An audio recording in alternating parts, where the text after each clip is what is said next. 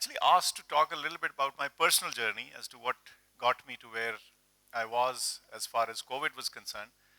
So all I'll tell you about my personal journey is that it's been great and a happy journey. And so I highly recommend a happy childhood. Unfortunately for almost everyone, you cannot prescribe your own happy childhood or to have, as they say, choose your parents wisely. And so even that's not possible for almost anyone. So I actually am one of those folks, one of those lucky people who've had a fantastically happy, contented, and safe childhood. And thanks to the fact that someone up there chose great parents for me.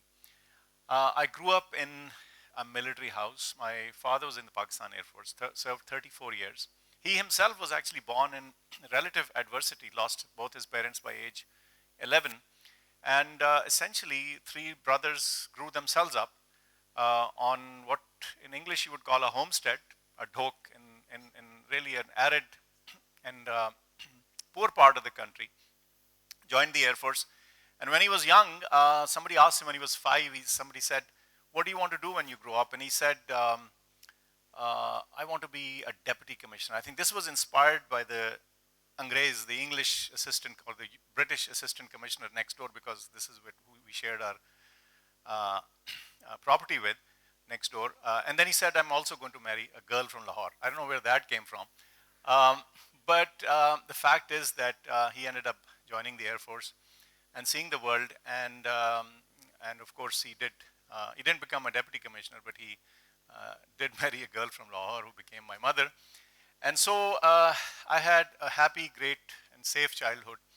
My earliest memories are from the 1965 war of Tracer in the Sky in Sargodha, and so on. But yet, despite all these threats and dangers, I remained in a circumstance where I was allowed to think, read, ask questions, chart my path, and that was true for all three siblings. I also had a great opportunity to go through, we lived in small towns and places here and there, large and small, and that was also a great opportunity to meet with different people in different provinces, live in completely rural backgrounds because many of these bases were in small towns, but also a grand opportunity to live 1 year and 4 months in a very tumultuous year, I should say, in Jordan in 1969-70. And so all these beautiful experiences were great, but at some point I said, no, too much change, I want to go to a place where I can be at one place. So I was one of those crazy people who elected to go to a boarding school, and that was Cadet College Hassan Abdal. And again, lucky to have found a set of teachers and an environment that was just fantastic. From there on to King Edward Medical College, which was also a good experience. We had fun while we studied and tried to become physicians. And then something told me to move west, to go west, go east, or go westwards, young man kind of situation. So I landed in the US on the East Coast, did a 3-year residency in medicine, then went further west to St. Louis, Missouri, to a really grand US university, US medical school in St. Louis. And then I chose infectious diseases as a specialty, which at that time was kind of odd. In fact, my own father said, "Are you sure you're going to be employable after this?" I should say, in Jordan in 1969-70.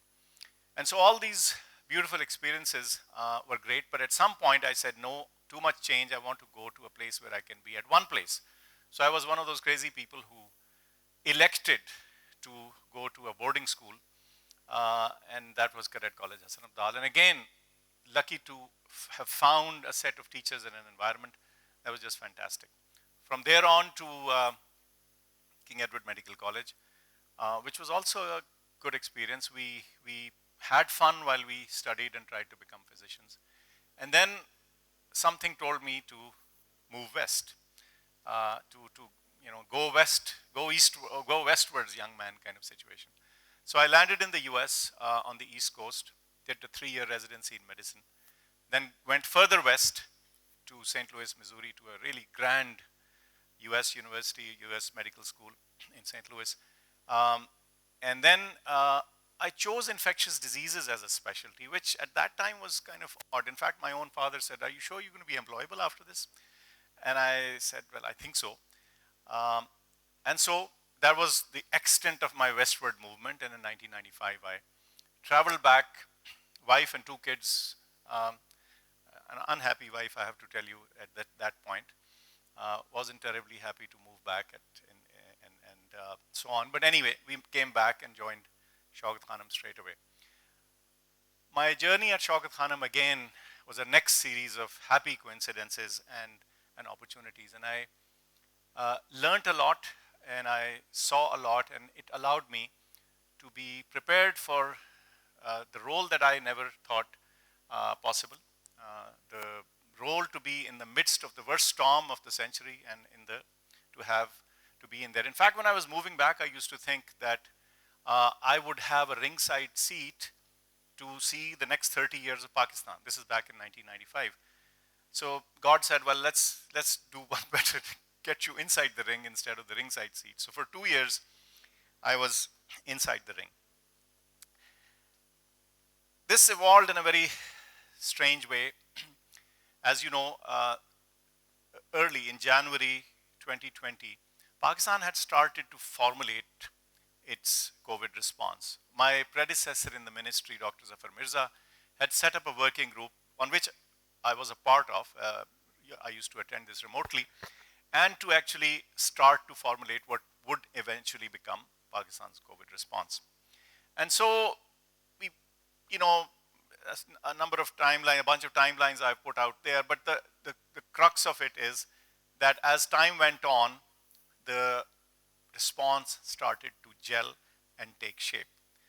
Except that on the 24th of March, in fact, I arrived in Islamabad on the 22nd on the ask of the then Prime Minister, Mr. Imran Khan, saying, why don't you come and help us out in this scenario? Because, as he said, after all, this is your specialty, isn't it? Aren't you an infectious disease doctor? So, and I said, yes, and let's see what we can do. And not little did I realize I was wading into uncertainty. I actually thought that was going to be dangerous and uncertain, and this was truly uncharted territory, but I could not foresee the entire complexity of, or the entire challenge, enormity of the challenge that I was about to face. So we started to build the response.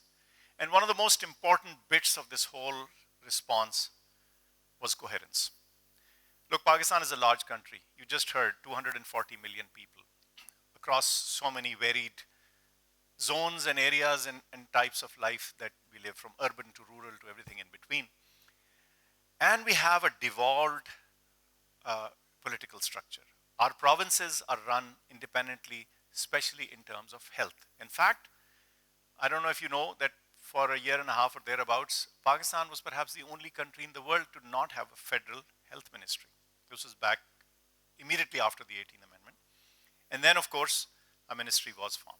So one of the challenges was to have a coherent response in which this large country had a response to the COVID challenge that was discussed, evaluated, understood, managed from one place, so that we had a symphony and not just noise coming out of there. So the most important thing in the beginning that was done was the formation of the National Command Center, the NCOC.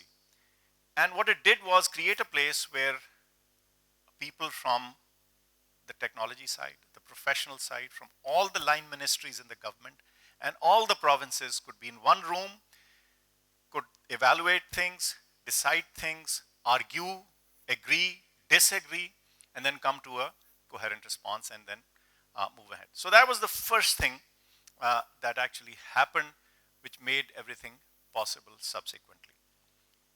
It met every day at 10 o'clock, and people used to ask me, Dr. Saab, ye kab khatam hoga? When will we come out of this? And no one really knew the answer.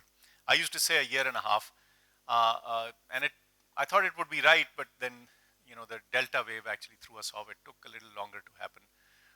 Took about 2 years and more.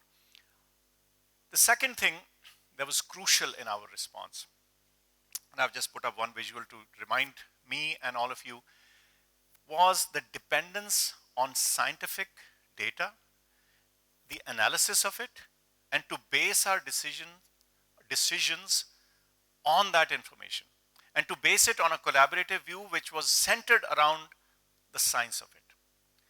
And so, for once, we as a country were able to have a response to a challenge that was hardcore driven on the scientific part of the pandemic. Now, to create this data flow was the challenge. In a country where there is devolved health structure, it is nearly impossible to have a central dashboard for diseases, for a disease coming in real time. You did not need a month-old data, you needed a day-old data. And so for this, an existing framework was used. So the data flow was piggybacked onto what was called the polio dashboard. This moved on, and we were able to have a coherent flow of information coming in where decisions were made, where you could actually evaluate what was to be done. To the extent that down to all the citizens who were able to see even where available hospital beds were. And this was made possible by the efforts of a lot of other people. The third pivot on which Pakistan's COVID response was structured was scaling up capability. So here I've just shown you a graphic on the number of tests that got increased from a few hundred a day to nearly 100,000 capability per day. But it was not just tests.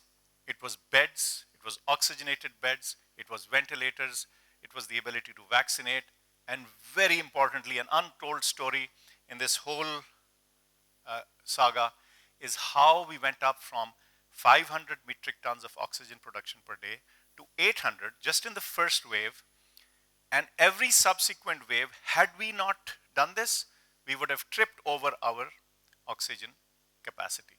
So this ability to come together and to ramp up our capacity in a number of different domains was one of the crucial aspects that we looked at. Now, you've seen this epidemic curve in so many times, but all I can tell you is that in all the waves we would have run out after wave one had we not increased. And that required the help of the ministry that was in charge, the industries ministry, the industry itself, the oxygen industry, and so many other players that made it happen and unlocked some capabilities that were stuck.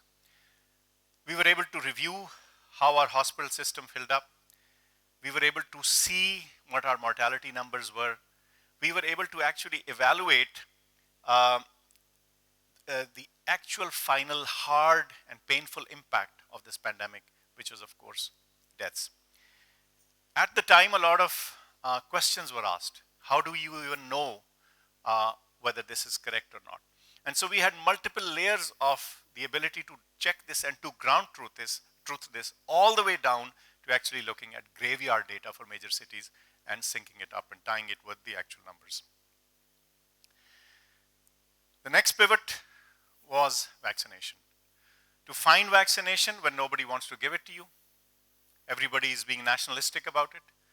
To be a buyer in a seller's market is a very difficult thing to be. And so to purchase vaccines in an opaque global environment and to do this as a governmental purchase, you can imagine the risks and the challenges associated with it. And so the supply chain had to be unlocked. Then you had to make sure that your chain of distribution was upgraded, your cold chain was enhanced, your staff was trained to do these, and to make sure that not only that, but you actually had documentation. And one of the crucial things that is the base layer in many of these interventions and these pivots is the fact that all of us have a national digital identity. All tests, negative or positive, was linked to our CNIC, and all vaccinations were linked to us. And so this made it transparent, sequential, verifiable, and with great trust. And I think everybody in this room would say, yes, they got a dose or two or three of the vaccine in a manner in which they did not have to pay for it.